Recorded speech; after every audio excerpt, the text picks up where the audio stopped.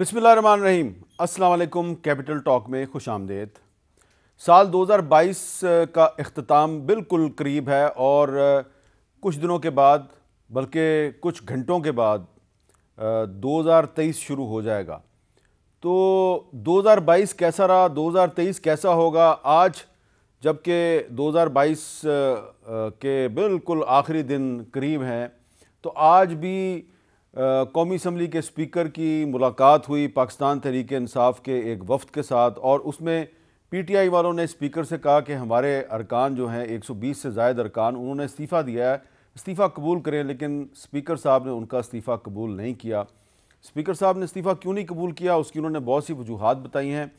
तो अब सूरत हाल ये है कि स्पीकर जो हैं वो कह रहे हैं जी कि आइन का जो एक आर्टिकल है 64, उसके तहत मैं जब तक मेरे पास रिटर्न इस्तीफ़े नहीं आएंगे तो मैं इस्तीफ़ा कबूल नहीं करूँगा।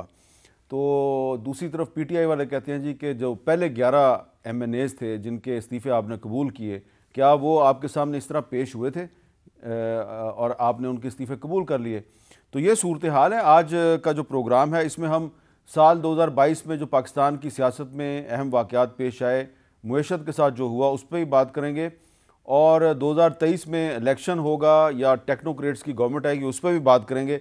इससे पहले कि मैं स्टूडियो में मौजूद अपने मेहमानों का तारुफ करवाऊँ, मैं साबिक स्पीकर कौमी असम्बली असद कैसर साहब से गुफ्तगू करूँगा, क्योंकि असद कैसर साहब की क़यादत में आज पीटीआई के वफ़द ने बात की स्पीकर नेशनल असम्बली राजा परवेज़ अशरफ साहब से।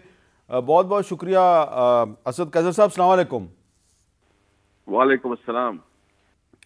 असद कैसर साहब, ये बताइए कि आज आपकी स्पीकर कौमी असम्बली राजा परवेज़ अशरफ से मुलाकात हुई, तो आपने उनको कहा जी हमारे इस्तीफ़े कबूल किए, उन्होंने इस्तीफ़े कबूल नहीं किए। तो आप भी स्पीकर कौमी असम्बली रहे हैं, क्यों उन्होंने आपके इस्तीफ़े कबूल नहीं किए?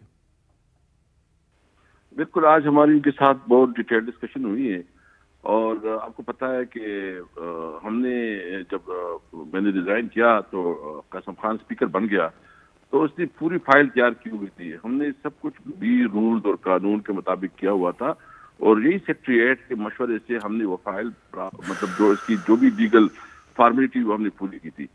हमने उससे रिक्वेस्ट ये की कि जो ऑलरेडी स्पीकर जो है ना कासिम खान सूरी ने ये सब कुछ मंजूर करवाया था रिजिग्नेशन, उसको सिर्फ इलेक्शन कमीशन भेजना था, तो आप मेहरबानी करें, वो भी स्पीकर था, आपका आपकी एक रिस्पॉन्सिबिलिटी है कि उसको आप ऑनर करें जो स्पीकर ने डिसीजन दिया था।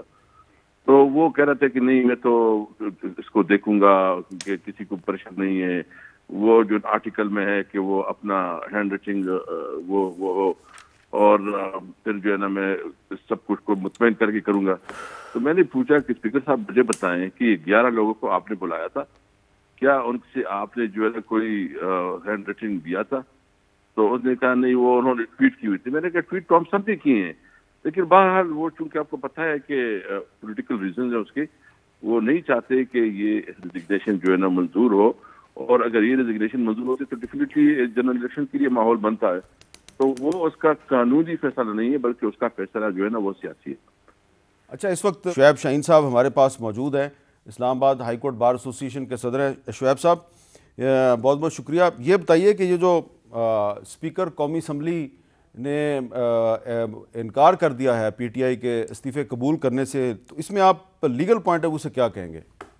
देखिए, मैं समझता हूँ कि एक बात तो असद कैसर साहब की बिल्कुल ठीक है कि भाई जो 11 बंदों के आपने इस्तीफ़े एक्सेप्ट किए हैं, वो क्या कंसिडरेशन थी आपकी? वो कंसिडरेशन भी वही थी जो यही इस्तीफ़े थे, यही जॉइंट इस्तीफ़े थे। फिर वो भी आपके पास पेश नहीं हुए, उन्होंने जॉइंटली सबके सामने सबमिट किया और किसी जगह उन्होंने डिनाई नहीं किया कि हमने ये इस्तीफ़े नहीं दिए।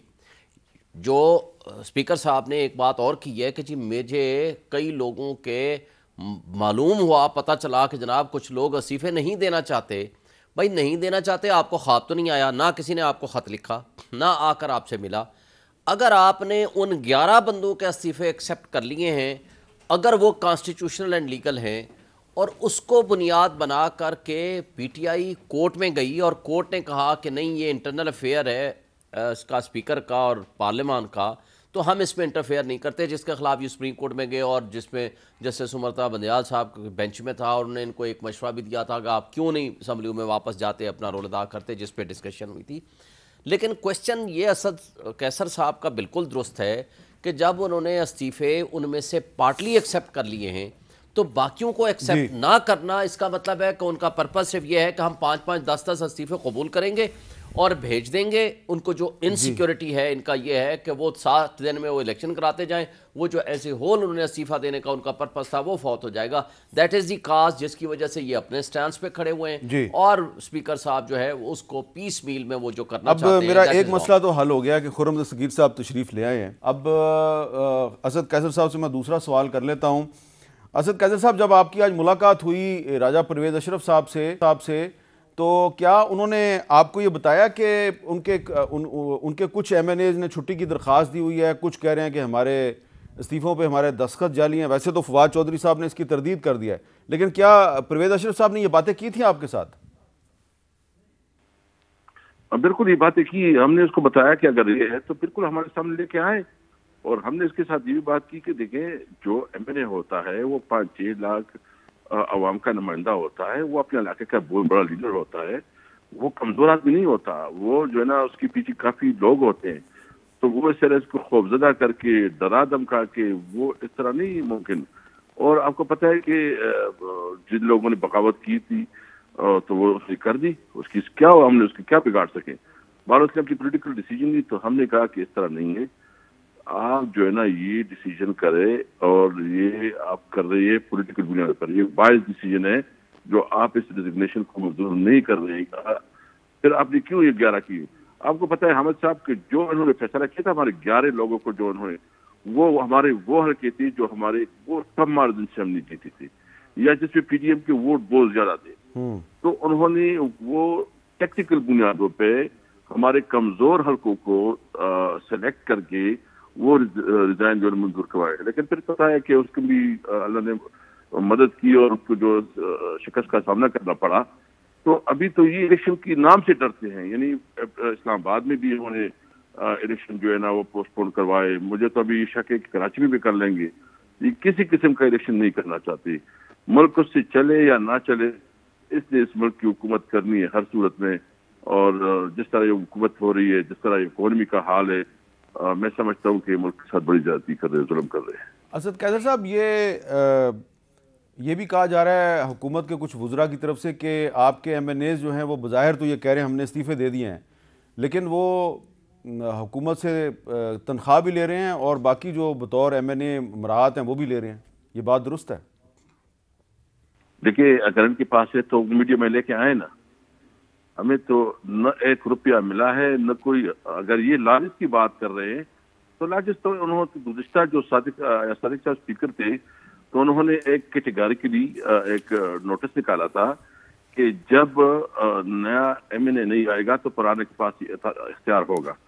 تو جو ہمارے ایم این ایز انہوں نے فارغ کی اس کی لالچ تو انہوں نے ختم کی ہے. تو باقی تو نہ کسی کو تنخواہ مل رہی ہے نہ کوئی مراعات مل رہے ہیں. یہ صرف جو ہے نا یہ بتائیں جو وہ ہے، اس سے پوچھو کہ اگر آپ کے پاس کوئی ڈیٹیل ہے تو اس کی کوئی دکھا دے، کوئی رسید دکھا دے، کوئی اس کی کچھ چیزیں دکھائے، کوئی ڈاکومنٹ دکھائے. اچھا، آپ کو لگ رہا ہے کہ 2023 میں عام انتخابات ہو جائیں گے یا نہیں ہوں گے؟ دیکھیے میں سمجھتا ہوں کہ اس وقت جو سچویشن ہے، مجھے تو ڈر یہ ہے کہ جنوری کیسے نکلے گی، کیونکہ اس وقت جو معاشی حالت ہے، یعنی میں آپ کو بتاؤں کہ اس وقت جو ہماری صوبے کی صرف جو پیبل اماؤنٹس ہیں جو کہ آلریڈی روٹین میں وہ ہوتی تھی، جو فاٹا اور خیبر پختونخوا کی ہے، وہ 190 بلین روپیز جو ہے نا اس حکومت نے روکے ہے. ابھی میرے آج بات ہوئی فائنانس منسٹر سے، اس نے کہا ابھی تھوڑے اتنے پیسے آئے کہ ہم تنخواہیں دے سکیں گے، ڈیولپمنٹ کا کوئی نہیں ہے. فاٹا کی جتنی ڈیولپمنٹ کا کام ہے وہ سارے رک گئے ہیں. ہم نے صرف ایک بات کی، ہم نے کیٹیگری کہ آپ جو ہے نا ہمارے ہم مذاکرات کے لیے تیار ہیں، لیکن شرط یہ ہے کہ آپ الیکشن کے لیے ہمیں ڈیٹ دیں. اچھا، اب آپ کو کیا لگ رہا ہے کہ یہ الیکشن کی ڈیٹ دیں گے اور آپ کی پارٹی کی قیادت جو ہے وہ ٹیکنوکریٹس کی حکومت کا خدشے کا بھی اظہار کریے، جس کی تردید کیا ویسے رانا ثناءاللہ صاحب نے؟ آپ کا اس کے بارے میں کیا کہنا ہے؟ ہاں بالکل، میں نے آپ کی وہ کل والی جو آپ کسی پروگرام میں کہہ رہے تھے اور بات کر رہے تھے وہ میں نے سنی بھی ہے. میرے سامنے خود جو ہم نے کسی وقت ان کے ساتھ رابطہ رکھا، ہماری مذاکرات اس کے ساتھ بیک گراؤنڈ میں جاری رہی اس ایشو پہ. انہوں نے کہا، ان کی تجویز تھی کہ ہم چاہتے ہیں کہ لانگ ٹرم جو ہے نا انٹرم گورنمنٹ آ جائے. تو اس میں تو قانون میں گنجائش نہیں ہے. اگر ایک چیز کانسٹیٹیوشن میں نہیں ہے، قانون میں نہیں ہے، تو کیسے ہو سکتا ہے؟ جو کانسٹیٹیوشن کی ہے اس کے مطابق جائیں، قانون کے مطابق جائیں، یہ ملک آگے بڑھے گا. اس طرح تو ملک نہیں بڑھ سکتا کہ آپ کسی کو پسند نہیں کرتے تو آپ ہر صورت میں اس کو حکومت سے روکنا چاہتے ہیں. تو بالکل یہ پروپوزل ہے، یہ کسی صورت میں ہمیں قابل قبول نہیں. یہ جو پرپوزل ہے لانگ ٹرم انٹرم گورنمنٹ، یہ پرپوزل آپ کے ساتھ فیڈرل گورنمنٹ کے نمائندوں نے ڈسکس کی یا کسی اور نے؟ حکومت نے. یہ مطلب ایک انفارمل ڈسکشن تھی اور انہوں نے کہا کہ یہ پروپوزل بھی ہو سکتی ہے. تو ہم نے کہا نہیں، یہ پروپوزل ہمیں بالکل قبول نہیں ہے. بہت بہت شکریہ. اسد قیصر بات کر رہے تھے. خرم صاحب، آپ نے اسد قیصر صاحب کی گفتگو سنی. وہ کہہ رہے ہیں کہ حکومت کے ساتھ جو بیک گراؤنڈ میں مذاکرات ہو رہے ہیں اس میں یقیناً وہ شامل ہیں. تو حکومت نے، یعنی کہ وفاقی حکومت نے ان سے یہ بات کی ہے کہ ایک لانگ ٹرم انٹرم گورنمنٹ آ جائے، اور جس کو وہ ریجیکٹ کر رہے ہیں. یہ پہلی بات تو یہ ہے کہ تمام تر دعووں کے باوجود تحریک انصاف آج بھی سینٹ آف پاکستان میں براجمان ہے اور بڑے زور سے براجمان ہے. تو لہٰذا یہ کہنا کہ جی وہ تمام ایوانوں سے نکل کے، تو جب ایک ایوان میں وہ موجود ہیں تو وہاں ہمیشہ گفتگو کا رستہ کھلا ہوتا ہے. ٹھیک ہے، تو یہ کہنا کہ جی وہاں گفتگو، وہاں سب لوگ اکٹھے ہوتے ہیں، تمام پارٹیوں کے جو سینیٹرز ہیں وہ اکٹھے ہوتے ہیں بشمول تحریک انصاف. دوسرا یہ ہے کہ میں یہ جو تجویز ہے، نہ ہی ہماری کیبنٹ میں نہ ہی پارٹی میں یہ کوئی ڈسکشن ہوئی ہے کہ جی کوئی ایسی آفر ہے. اور آج بھی اگر اس کو اوپنلی ڈسکس کیا جائے گا تو کابینہ کے بیشتر اراکین بشمول میرے اس بات پر اصرار کریں گے کہ انتخابات اپنے وقت پر ہونے چاہیے، جو آئین کہتا ہے کہ جی 12 اگست کو قومی اسمبلی اپنی مدت پوری کرے گی اور 12 اکتوبر سے پہلے انتخابات. آپ کی بات بالکل درست ہے اور میں بھی آپ سے اتفاق کرتا ہوں ذاتی طور پہ کہ انتخابات وقت پہ ہونے چاہیے. لیکن اسد قیصر صاحب کے ساتھ آپ ہی کے کولیگز جو ہیں وہ بات چیت کر رہے ہیں اور انہوں نے ان کے ساتھ یہ ڈسکشن کیا ہے کہ ایک لانگ ٹرم انٹرم گورنمنٹ ہونی چاہیے. نہیں، وہ ایک انتہائی غیر رسمی گفتگو ہو سکتی ہے، لیکن حکومت کی طرف سے ہی کوئی ایسا سیریس یہ نہ پروپوزل صرف غیر رسمی گفتگو ہے بلکہ انتہائی غیر آئینی گفتگو غیر آئینی کہہ سکتے ہیں. لیکن حقیقت یہی ہے کہ پاکستان میں پارلیمان کو، ہمیں بہت اچھی بات ہوگی کہ پارلیمان اپنی مدت پوری کرے اور وقت پر انتخابات ہوں، جس طرح ہم نے دیکھا ہے کہ 2013 میں بھی ہوئے اور پھر 18 میں بھی ہوئے. اچھا شعیب شاہین صاحب، آپ بینگ اے کانسٹیٹیوشنل ایکسپرٹ، اگر یہ صورتحال پیدا ہو جائے کہ جی پاکستان میں معاشی حالات بڑے خراب ہو جائیں اور کوئی عدالت جو ہے وہ کہہ دے جی کہ ایک فائنینشیل ایمرجنسی کی صورتحال ہے تو الیکشن کا ماحول نہیں ہے تو آپ 1 سال آگے لے جائیں. یہ سوال میں نے اس لیے کیا کہ ماضی میں مثالیں تو موجود ہیں نا. آپ کی عدالتیں جو ہیں وہ تو مارشل لا کو بھی جائز قرار دے دیتی ہیں. تو ایک لانگ ٹرم انٹرم گورنمنٹ تو کوئی مسئلہ ہی کوئی نہیں ہے. اگر کسی کو کہیں سے فون چلا جائے تو ہو تو سکتا ہے. تو کوئی اس کی آئین میں گنجائش ہے؟ دیکھیں، ماضی کی خرابیاں اگر ہم گننا شروع کریں تو ابھی کل کی بات ہے، بلدیاتی الیکشن ہو رہے تھے یہ 31 کو. اسلام آباد ہائی کورٹ کے ہمارے چیف جسٹس صاحب نے اس آرڈر کو سیٹیسفائڈ کر کے واپس بھیج دیا الیکشن کمیشن آف پاکستان کو. یہ کہا کہ آپ خود دوبارہ ان کو سن کے گورنمنٹ کو فیصلہ کر لیں. اس کا یہ مطلب نہیں تھا کہ آپ الیکشن ملتوی کر دیں. تو الیکشن کمیشن نے الیکشن ہی ملتوی کر دیے. غلطیاں ہماری عدالتیں کرتی رہی ہیں ماضی میں، یہ اس میں کوئی شک نہیں. لیکن آپ کو یاد ہوگا ایک اقدام ہوا تھا، وہ تھا فوجی عدالتوں کا قیام. ہماری رائے میں وہ بھی ان کانسٹیٹیوشنل تھے، کیونکہ ایک سسٹم کے جو عدالتیں موجود ہیں اس میں کسی بھی بے شک دہشت گردی ہو، کچھ ہو، آپ سویلین کے عدالتوں میں پیش کریں. اس پہ جب تمام پولیٹیکل پارٹیز یہ بیٹھیں اور جا کر آئین میں امینڈمنٹ کر لی کہ جی نہیں 1 سال کے لیے یا 2 سال کے لیے ہم یہ پارٹ ٹائم یہ کام کرنے جا رہے ہیں، گو کہ یہ ہمارے ریگولر پروسیس کا حصہ تو نہیں ہے. پھر عدالتوں میں یہ میٹر گیا، وہ بھی ڈفرینس آف اوپینین کے ساتھ ایک میجورٹی ویو آیا کہ یہ چونکہ 1 ٹائم ہے اور آئین میں تبدیلی ہو گئی ہے تو لہٰذا ہم اس کو اوکے کرتے ہیں، اس کو ایکسیپٹ کیا. تو میرا نہیں خیال کہ اس وقت کوئی عدالت یا کوئی بھی ادارہ، کوئی انسٹیٹیوشن سوائے اس بات کے کہ اس طرح کے کوئی سرکمسٹانسز خدا نخواستہ پیدا ہو جائیں جو ہماری تمام پولیٹیکل پارٹیز بیٹھیں، آئین میں تبدیل کر لیں اور آئین میں تبدیلی کے بعد یہ کہیں کہ یہ جو انٹرم سیٹ اپ ہے ہم اس کو 1 سال دیتے ہیں یا 2 سال دیتے ہیں ٹیکنوکریٹس کو. لیکن میں اس سے آگے جاتا ہوں, یہ بات ہی کرنے کی ضرورت نہیں ہے. ٹیکنوکریٹس مشرف صاحب کی جو حکومت میں تھے وہ کون تھے؟ ٹیکنوکریٹ سے. شوکت عزیز صاحب کون تھے؟ ٹیکنوکریٹ سے. یہ جو آئے ہیں ابھی اسحاق ڈار صاحب کون ہیں؟ ان سے بڑا جو کہتے ہیں کہ فائنانشل ایکسپرٹ کون تھا؟ مفتاح اسماعیل کون ہے؟ شوکت ترین کون تھے؟ حفیظ شیخ کون تھے؟ بات یہ ہے کہ پی ٹی آئی اور پیپلز پارٹی اور مسلم لیگ نون نے ٹیکنوکریٹس کو آزما لیا ہوا. ایک دفعہ نہیں کئی دفعہ آزما لیا. کتنی دفعہ آزمائیں گے؟ اصل بات ہے کہ بھائی پولیٹیکل سٹیبلٹی لاؤ, اپنی انا کو ختم کرو, آپس میں مسائل حل کرو, جمہوری طاقتیں. اچھا, اور میں آپ کو یاد دلا دوں, سوچیں, میں آپ کو یاد دلا دوں, یہ ٹیکنوکریٹس جو ہیں یہ ایوب خان صاحب نے ان کا سلسلہ شروع کیا تھا. وہ ایک فائنانس منسٹر تھے شعیب صاحب, محمد شعیب صاحب, ان کو وہ ورلڈ بینک سے لے کے آئے تھے. پھر ورلڈ بینک سے معین قریشی صاحب آئے 93 میں نگران وزیر اعظم بن کے, اور ان کا کارڈ یہاں آ کر بنا, اور ان کا شناختی کارڈ یہاں آ کے بنا, اور پاکستان میں آ کے لاہور میں قبرستان میں وہ اپنے والدین کی قبریں ڈھونڈ رہے تھے. ان کے والدین کی قبریں ان کو نہیں مل رہی تھیں. پھر لاہور پولیس نے کچھ جعلی قبروں پہ کتبے لگا کے کہا جی یہ ہے آپ کے والدین کی قبر, اور وہاں جا کر کو دعا. تو میرا خیال ہے کہ ہاتھ جوڑ دیے جائیں, ٹیکنوکریٹ سے ہاتھ جوڑیں, اللہ کا واسطہ ہے ساڑی جان چھڑ دو, بالکل صحیح, ہماری طرف مت آؤ. ہمیں میرا خیال ہے اس طرف ہاتھ جوڑنے کی بجائے ہمیں ہاتھ جوڑنے چاہیے جمہوری سیاسی طاقتوں کے ہاتھوں, کہ خدا کے لیے آپس میں بیٹھ کے لوگوں کی طرف مت دیکھو, اس سیاست کو عبادت سمجھ کے ملک کے لوگوں کو رعایا مت سمجھو, غلام نہ سمجھو, انسان سمجھو, اور اس لوگوں کے مسائل حل کرو.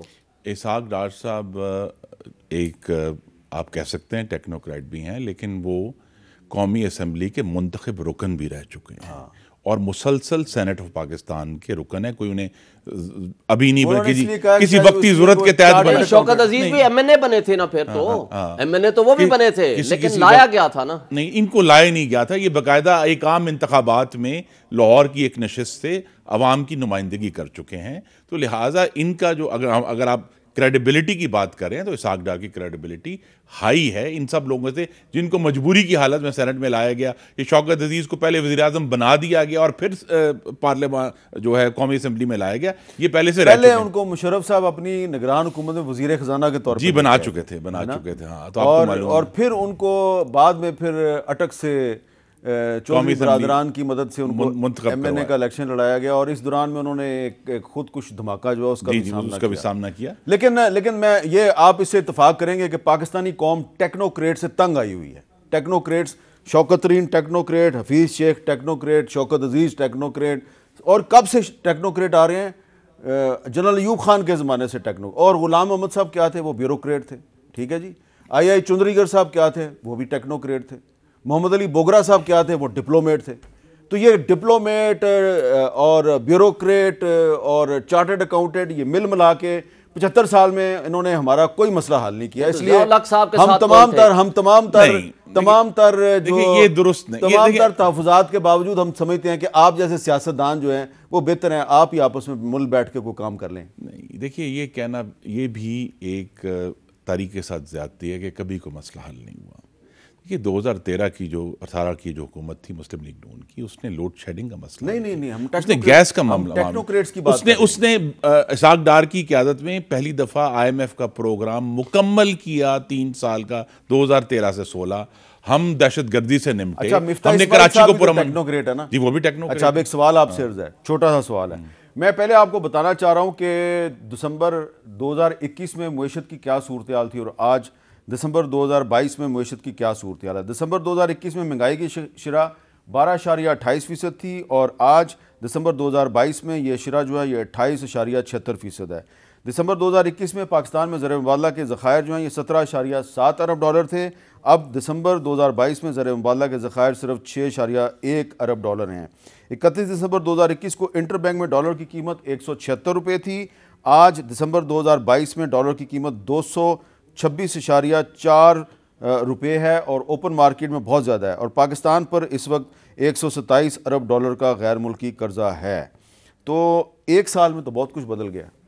لیکن جو میں پھر ادب سے عرض کروں گا کہ یہ درست آپ کا جو تقابل ہے یہ نہیں ہے. اچھا. کیونکہ روس کے یوکرین کے حملے کے بعد اس سے پہلے ہی تیل کی قیمتیں بڑھنا شروع ہو چکی تھیں، لیکن اس کے بعد جو تبدیلی آئی وہ اس کی آئی کہ جب روس نے جنگ کے فوراً شروع یعنی فروری کے آخر سے نہیں، اس کے کچھ ہفتے بعد جب یورپ کو گیس کی سپلائی بند کی، اس کے بعد سے پوری دنیا سے گیس غائب ہو گئی اور یورپ نے تمام سپلائیز جو تھیں وہ خرید لیں اور گیس کی قیمت جو ہے وہ کئی گنا بڑھی۔ اسی طرح جب گیس یورپ کو نہیں ملی تو انہوں نے کوئلہ سارا خرید، کوئلے کی قیمت 4 گنا ہوئی، جس کی وجہ سے پاکستان میں اور بہت سارے ممالک، صرف ہم نہیں تھے، بہت سارے ممالک میں جو انرجی کاسٹ ہے وہ انکریڈبلی بہت زیادہ ایک ہوش ربا طریقے سے ان میں اضافہ ہوا ہے اور عوام کو تکلیف ہوئی ہے۔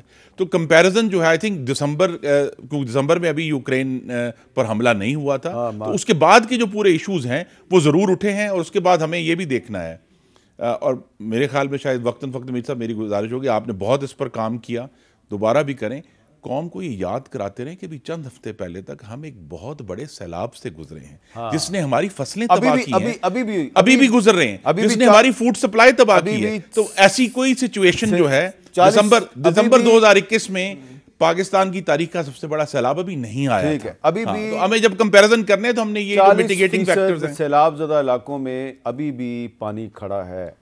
ایک وقفے کے بعد دوبارہ ملتے ہیں۔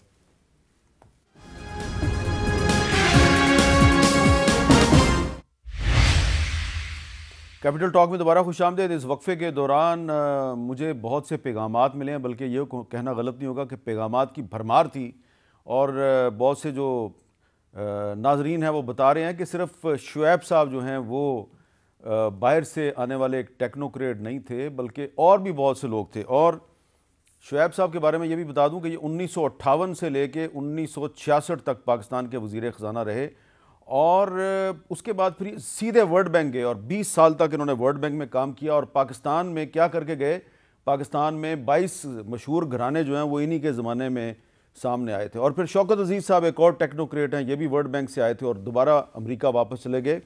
تو اس لیے میں نے یہ بات جو ہے اس لیے کہی ہے کہ جو ٹیکنوکریٹس ہیں وہ ان کو پاکستانی قوم آزما چکی ہے۔ ٹیکنوکریٹس یا ٹیکنوکریٹس گورنمنٹ یہ کسی مسئلے کا حل نہیں ہے، اور اس پہ کنسنسس ہے۔ خرم دستگیر صاحب بھی یہی بات کر رہے ہیں، اور شعیب شاہین صاحب بھی یہی بات کر رہے ہیں، اور تحریک انصاف بھی یہی بات کر رہی ہے۔ تو لہذا ہمارے وہ کرم فرما جو ٹیکنوکریٹ گورنمنٹ میں اپنے مسائل کا حل تلاش کر رہے ہیں، دراصل وہ اپنے ذاتی مسائل کا حل تلاش کر رہے ہیں، کیونکہ ہر ٹیکنوکریٹ گورنمنٹ میں ان کو بھی کوئی نہ کوئی پوسٹ مل ہی جاتی ہے۔ تو اب ذرا خرم دستگیر صاحب یہ بتائیں کہ انشاءاللہ آپ کو لگتا ہے کہ 2023 میں نیا الیکشن ہو جائے گا؟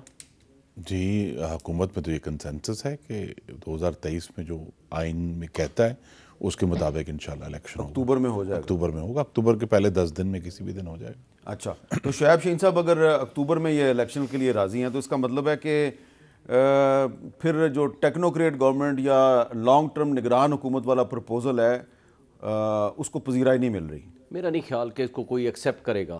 دیکھیں نا، پہلی بات تو ہے کہ غیر آئینی اقدام تو یہاں ہو نہیں سکتا، آئین کے تابع رہ کے، اور آئین میں امینڈمنٹ کے لیے 2/3 میجارٹی چاہیے، جو عمران خان صاحب کے بغیر ممکن نہیں ہے۔ عمران خان صاحب تو ان کو اکتوبر تک گورنمنٹ دینے کو تیار نہیں ہے کہ اکتوبر کو الیکشن ہو، وہ تو مارچ اپریل کی الیکشن کی مان رہے ہیں۔ اور اگر یہ ممکن نہیں ہے کہ یہ اکتوبر تک لے کے جاتے ہیں، تو پھر یہ کیسے ممکن ہے کہ وہ 2.5 سال کے لیے مان جائیں کہ نہیں جناب آپ ٹیکنوکریٹس کو لے آؤ اور اس کے بعد ہم بیٹھیں گے، انتظار کریں گے اور پھر دیکھیں گے کب الیکشن آتا ہے؟ تو میرا نہیں خیال کہ یہ پروپوزل فیزیبل ہوگی، کسی نہ کسی طرف سے ضرور آئی ہوگی، کہاں سے آئی ہے، کیسے یہ فلوٹ ہوئی ہے، بہرحال انڈر کنسیڈریشن ہوگی، تو یہ اتنی زیادہ انڈر ڈسکشن آئی ہے۔ لیکن میرا خیال ہے کہ اس کو قبولیت نہیں بخشی جائے گی، نہ ہی کوئی عدالت اس کو پروٹیکٹ کرے گی، نہ ہی کوئی اور آپ عدالت سے کے بارے میں اتنے اعتماد سے کیوں بات کرتے ہیں کہ کوئی عدالت اس کو قبولیت نہیں بخشے گی؟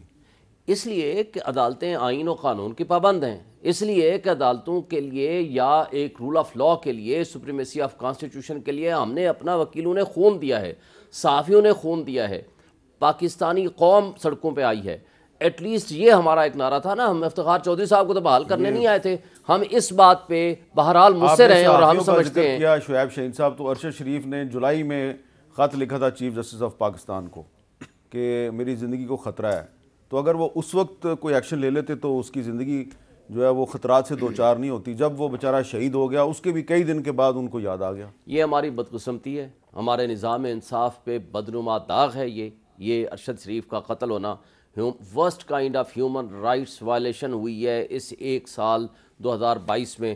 صرف ارشد شریف کے ساتھ نہیں ہوا, آپ آگے چلیں جو شہباز گل کے ساتھ ہوا, جو اعظم سواتی کے ساتھ ہوا, جو جمیل فاروقی کے ساتھ ہوا, جو عمران ریاض کے ساتھ ہوا, جو ایاز امیر کے ساتھ ہوا, بے مثال اور کئی لوگ ہیں. اگر ارشد شریف پہ 16 مقدمات قائم نہ ہوتے, اگر ان کو پاکستان سے باہر جانے پہ مجبور نہ کیا جاتا تو شاید وہ قتل نہ ہوتے.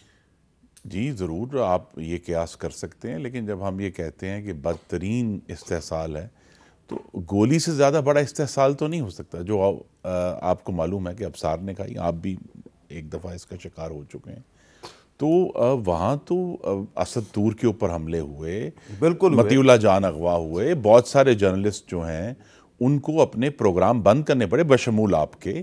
تو جب ہم, میری گزارش ہے کہ عوام کو درست تناظر میں بتانا چاہیے کہ بدترین استحصال کیا ہوتا ہے, کہ اگر آپ جرنلسٹ کو ان کے شوز چلتے ہوئے بند کرا دیں گے صرف اس لیے کہ وہ اپوزیشن کی جو ہے وہ کوریج کر رہے ہیں یا اپوزیشن کے رہنماؤں کو انٹرویو کر رہے ہیں. آج تو ایک انٹرویو بھی بند نہیں ہوا کسی بھی, یہاں تو چینل بند ہوئے, ہاں کئی مہینوں کے لیے, کئی ہفتوں کے لیے اے آر وائی چینل بند ہوا, کئی ہفتوں کے لیے بول بند ہوا, اور وجہ اس کی آپ کے سامنے ہی ہے.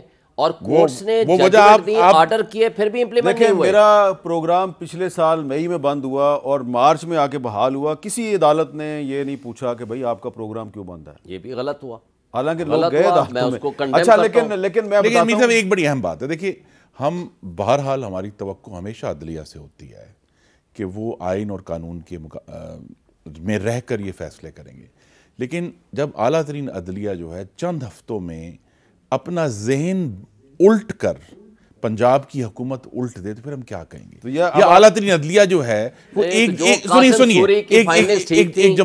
جماعت کے لیے نہیں, بات یہ کہ نہال نہیں, میں کہوں مجھے نام لینے ہیں بیچاروں کے, طلال, دانیال, نہال, ان کے تو کریئر ختم کر دیا آپ نے, لیکن عمران خان صاحب کے ساتھ بہت سافٹ. اچھا لیکن میں ذرا چاہوں گا کہ نہیں جی نہیں, 2022 میں جو ہیومن رائٹس وائلیشنز ہیں وہ صرف سیاست نہیں ہوئی, صرف صحافیوں کے ساتھ نہیں ہوئی, عام لوگوں کے ساتھ بھی ہوئے ہیں. ایک کچھ اس کی جھلکیاں میں آپ کو دکھانا چاہتا ہوں راشدہ شعیب کی رپورٹ میں. Human rights commission of Pakistan کے مطابق اکتوبر 2022 تک خواتین کے ساتھ 3,883 جرائم پیش آئے. 1,288 خواتین کے ساتھ جنسی تشدد, 823 قتل, 683 اغوا اور 284 کے ساتھ غیرت کے نام پر تشدد ہوا. خاص طور پر خواتین کے خلاف, بچوں کے خلاف, اور خواجہ سرا کمیونٹی جو ہے, ٹرانسجینڈرز, انہوں نے بہت زیادہ مصائب اور مشکلات میں اضافہ دیکھا. اس سال بھی جبری لاپتہ افراد کے اہل خانہ نہ ختم ہونے والے کرب اور انتظار کی سولی پر لٹکتے رہے. ڈیفنس آف ہیومن رائٹس کے پاس جبری گمشدہ افراد کے مزید 2,256 کیسز رجسٹرڈ ہوئے. انصاف کے دروازے ہیں, وہ ہیں تو بہت سارے, ہائی کورٹس بھی ہیں, سپریم کورٹ بھی ہے, کمیشن آف انکوائری بھی ہے, مگر انصاف اصل میں مل کہیں نہیں رہا.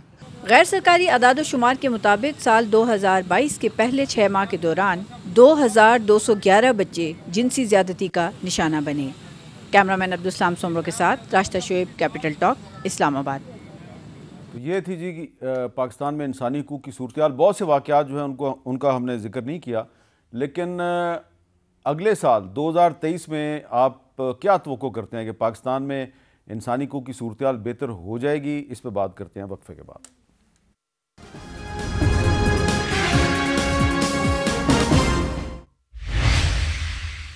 Welcome back. وقفے سے پہلے ہم آپ کو بتا رہے تھے کہ سال 2022 میں پاکستان میں انسانی حقوق کی بہت زیادہ خلاف ورزیاں ہوئیں اور ابھی تک ہو رہی ہیں. آپ کو پتہ ہے کہ اس وقت بھی گوادر میں ایک دھرنا چل رہا ہے اور حق دو گوادر تحریک جو ہے اس کے مظاہرین جو ہیں ان پر لاٹھی چارج بھی ہوا ہے, شیلنگ بھی ہوئی ہے, بہت کچھ ہوا ہے. لیکن اس کے باوجود ہمیں 2022 میں کچھ مثبت چیزیں بھی, پازیٹیو چیزیں بھی نظر آ رہی ہیں. مثلاً 2022 میں جسٹس عائشہ ملک صاحبہ جو ہیں وہ سپریم کورٹ کی پہلی خاتون جج بن گئی, تو یہ ایک پازیٹیو چیز ہے. اسی طرح 2022 میں ارشد ندیم نے 90.8 میٹر ریکارڈ تھرو کر کے گولڈ میڈل حاصل کیا. اور پھر زیادہ پرانی بات نہیں ہے کہ 2022 میں برطانیہ کی کرکٹ ٹیم 17 سال کے بعد پاکستان آئی. تو ہم سارے کے سارے میچ ہمیں ہرا کے گئی, لیکن آئی تو صحیح نا. تو ہم تو اسی پہ بہت خوش ہیں کہ برطانیہ کی ٹیم پاکستان آئی وائٹ واش کر کے واپس چلی گئی، اور اب نیوزی لینڈ کی ٹیم بھی پاکستان آئی ہوئی ہے، تو سیکیورٹی کی صورتحال جو ہے وہ کافی بہتر ہوئی ہے، اور اسی طرح 2022 میں جو پاکستان ہے وہ فیٹف کی گرے لسٹ سے بھی نکل گیا. تو یہ تو میں نے کچھ پازیٹیو چیزیں نکال کے آپ کو سنا ہی دی ہیں. لیکن خرم دستگیر خان صاحب، انسانی حقوق کی صورتحال اچھی نہیں ہے، تشویشناک ہے. 2023 میں یہ بہتر ہو جائے گی؟ جی، ہم سب کو کوشش کرنی ہے، اور اب قوانین کی کوئی کمی نہیں ہے جو کہ خواتین کو تحفظ دیتے ہیں یا مائنورٹیز کو تحفظ دیتے ہیں. اس کے اوپر سپریم کورٹ کے بھی تصدق جیلانی صاحب نے ایک بہت لینڈ مارک فیصلہ دیا تھا مائنورٹیز کی پروٹیکشن کے لیے. لیکن یہاں امپلیمنٹیشن کا ایشو اور ذہنی سوچ کا فرق.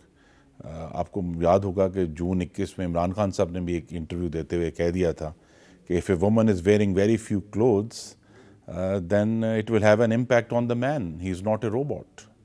تو اس طرح کی اگر پاکستان کے لیڈر جو ہیں وہ توجیحات پیش کریں گے زیادتی کی، یا وہ توثیق کریں گے، ویلیڈیٹ کریں گے اس قسم کی سوچ کو، تو پھر ہم آگے نہیں بڑھ سکتے. اور تو ہمیں آگے بڑھنے کے لیے یہ ضروری ہے کہ جس طرح آپ کے پروگرام میں بہت دفعہ بات ہوئی کہ دہشت گردی میں کسی بھی طرح اس کی توجیہ پیش نہیں کی جا سکتی، اور جس طرح آپ کے پروگرام میں پہلے بھی بات ہوئی کہ اگر پاکستان کے عوام کا ایک حصہ اپنے حقوق مانگ رہا ہے تو وہ غدار نہیں ہے. تو اسی طرح جو ہے ہمیں یہ ذہن کی تبدیلی جو ہے کہ اگر ایک حصہ اپنے حق مانگ رہا ہے، یا اگر اس کو ہمیں غدار نہیں کہنا، اور جو لوگ دہشت گردی کی توجیہ پیش کرتے ہیں، خواتین کے زیادتی کی توجیہ پیش کرتے ہیں، انہیں بھی مسترد کرنا. اچھا شعیب شاہین صاحب، یہ جو گوادر میں جو تحریک چل رہی ہے وہ وہاں پہ کافی دن سے خواتین اور مرد جو ہیں وہ مظاہرے کر رہے ہیں. ان کے حق میں کراچی میں بھی مظاہرہ ہوا ہے، راولپنڈی میں بھی مظاہرہ ہوا ہے، ملتان میں بھی مظاہرہ ہوا ہے. تو اس کا بہت عرصے کے بعد پنجاب کے لوگوں کو بھی یہ ریئلائزیشن ہوئی ہے کہ اگر گوادر میں کوئی اپنا حق مانگ رہا ہے تو وہ غدار نہیں ہے. دیکھیں، میں سمجھتا ہوں کہ یہ وہاں کے وہ مقامی اور عوامی لوگ ہیں کہ جو اپنے حقوق کے لیے اکٹھے ہوئے ہیں. اور بڑے افسوس کی بات ہے کہ بلوچستان گورنمنٹ کی میں شدید مذمت کرتا ہوں کہ ان کو دہشت گرد بنا کے پیش کر رہے ہیں، اور پورے میڈیا میں وہ اپنی سٹیٹمنٹس چلا رہے ہیں کہ جناب وہ دہشت گردی کر رہے ہیں، انتشار پھیلا رہے ہیں. بھائی، اگر کسی کو آپ گولیاں مارو گے، اس پہ تشدد کرو گے، اگر ان کے کوئی حقوق ہیں اور اپنے رائٹس کے لیے وہ باہر آئے ہوئے ہیں اور کئی سالوں سے وہ جدوجہد کر رہے ہیں، اگر آپ ان کے حقوق بھی نہ دیں اور پھر ان کو دہشت گرد بنا دیں گے تو پھر دہشت گردی بڑھے گی، کم نہیں ہوگی. ٹرو سینس میں ہمارا قابل افسوس بات کیا ہے، ہم نے دہشت گردی کو اور عوامی حقوق مانگنے والوں کو برابر کھڑا کر دیا. وہ دہشت گرد جو ایکچولی دہشت گرد ہیں، وہ عوامی حقوق مانگنے والوں کو دہشت گرد جب غدار بنا دیں گے تو وہ بھی پاک صاف نظر آئیں گے پبلک کی نظر میں.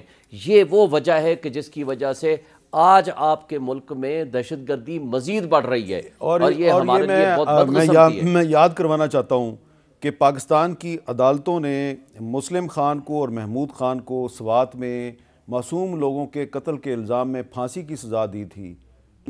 پچھلے سال اکتوبر میں ان دونوں کو صدر عارف علوی نے معافی دے دی اپنا صدارتی اختیار استعمال کر کے. تو وہ تو جن کو عدالت نے پھانسی دی تھی ان کو تو معاف کر دیا، لیکن گوادر کے لوگ جب اپنا حق مانگتے ہیں تو کہا جاتا ہے تم غدار ہو.